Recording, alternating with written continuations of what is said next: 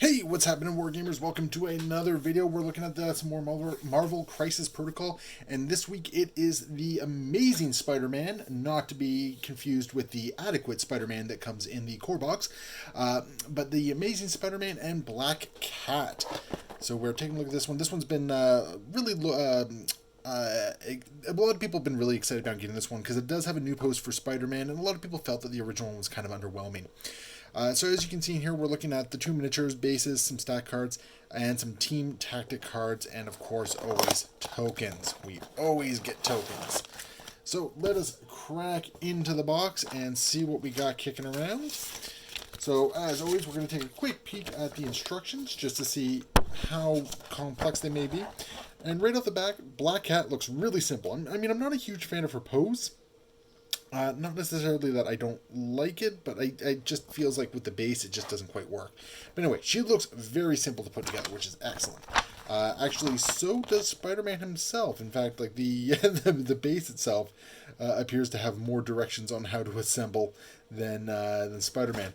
So that's looking like it is going to be a very simple build, which is kind of nice because some of these builds.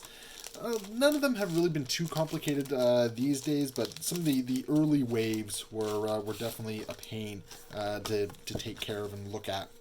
So let's just see here what we got. So we got our two cards, and then we got tokens and tactics cards.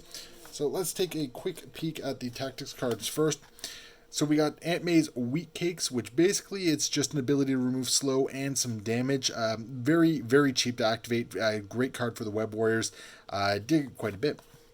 We got Spider Tracker, which is a reactive ability, which basically allows allows a character, a web warrior, to move when an enemy character moves within range 4 of them. 2 power, not bad for a very mobile team. That's kind of cool. That allows you to sort of react and kind of get out of dodge if you're in trouble. Then you got the Cat and the Spider, which is an unaffiliated reactive power, which involves Peter Parker. So my understanding is that either Spider-Man can do this, either the Amazing or regular Spider-Man. And they have to be within range of Blackcat has to be within range of Peter Parker in this case. They pay 1 power each. And then you throw Blackcat, no collision damage, and Blackcat can immediately interact with any number of objective tokens without spending power. So that's actually kind of cool. It's a great way of getting someone across the board and picking up a quick objective token or a steal. I kind of like it. I think that's neat. So we got our tokens, nothing we haven't seen before. We got some slow tokens, we got some web warrior tokens, and we got some dazed tokens. Dazed? Stunned? Something like that. But tokens are tokens. We've seen them all before. So as far as the cards themselves, let's take a look at what we got. Let's start with the Black Cat, Felicia Hardy.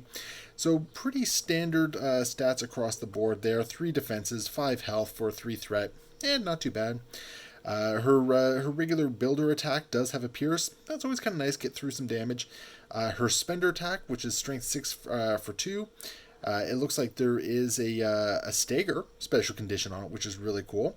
And it's just once the attack is resolved, so it's not even damage has to be dealt. So that's actually really nice because stagger is probably one of the strongest conditions you can put on a player simply because they have to shake it.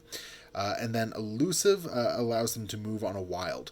So that's actually really nice. The only downside is that it really only deals 1 damage, which is weird that it's a 6 dice. Oh, I guess the 6 dice is to get the elusive. But that's kind of neat. So we got grappling hook for 2, which basically it's a place mechanic, so really nice superpower there. Master Cat Burglar, she can move an asset or civilian token to a character and from an enemy character. So basically she can go and hijack a token for 3 power, really nice. Bad Luck, characters cannot modify their attack dice when targeting Black Cat, really neat. And then Stealth, we've seen it before, basically you got to be within range 3 to target her. I don't really see anything different on this side, but all in all, I like it. I like the look of it. I think she can kind of be a fun character. So we got the Amazing Spider-Man, who's got a slight upgrade on his abilities. 4's for energy and physical, 3 for mystic, 6 health, and he is 5 threat. So he is a high hefty threat cost. But he does have his regular. He has a builder for 5 dice here, which has the momentum, which is kind of cool. With basically it's some place effects. So that's really nice. And then there is a collision mechanic on top of that. That's on a critical and a and a wild. We got whatever a spider can, which basically is an attack, very powerful attack for 5 power that has a medium advance attached to it, as well as a throw mechanic, which, throwing is a great way of getting around a lot of defensive tech in this game.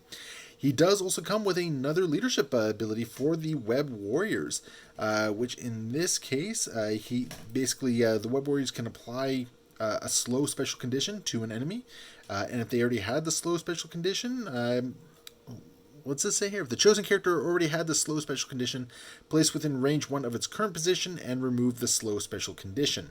So it's kind of interesting. I don't know if I like it more than the existing Web Warrior defensive tech, but it's kind of cool. We got Web Swing, which we've seen on Miles Morales and all that. Basically, it's a place effect, and then extra dice added to Spider Strike after you use this ability. We've got Witty Banter, which I think is just a great ability when you think about Spider-Man himself. Basically, enemies within range 3 get distracted, and and you can reroll. So what is it? When an enemy character within range 3 of this character is attacking an allied character, this character may use the superpower during the modify opponent's dice step of the attack.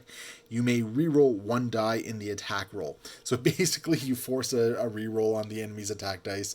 So I mean, if you see that crit or something like that, that's actually really cool. I like that.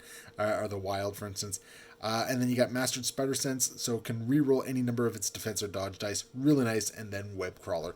So it is a nice upgrade on the current Peter Parker Spider-Man that we have kicking around. I like it. So let's take a quick peek at the models, if we can get them out here. Okay. So we got our bases as per normal. We all know those are, and they give us so many bases. We got the Blackcat sprue right here. Everything is very quick and simple. I like the little touch of the webbing there, actually. That's really kind of neat. Once again, I still don't like the fact that she's leaping over this girder. I've seen some really nice conversions where, maybe she's leaping over, she's vaulting over it with her hands, or, just repositioning, because it's a very awkward pose otherwise. But the detail looks pretty solid on all these models. Yeah, you can see the fur line and everything like that. The head looks pretty solid. The mask has some decent details. All in all, I like it. Looks like she's going to be pretty easy to build. Then we got ourselves a Spider-Man. Spider-Man can do whatever a spider can. And Spider-Man himself is only 4 components, which is really nice. And then he's got his Tactical Explosion, Daily Bugle for his little, I don't know what that's actually called, the antenna that he's on or something like that. Spider-Man has a 5th part. Okay, I stand mistaken on that part. I like that he's swinging down from this satellite dish right there. But looks very straightforward and simple to put together. Painting him in one piece might be a little bit of a nightmare because of the tactical explosion and how he's swinging around, so might have to evaluate that as building.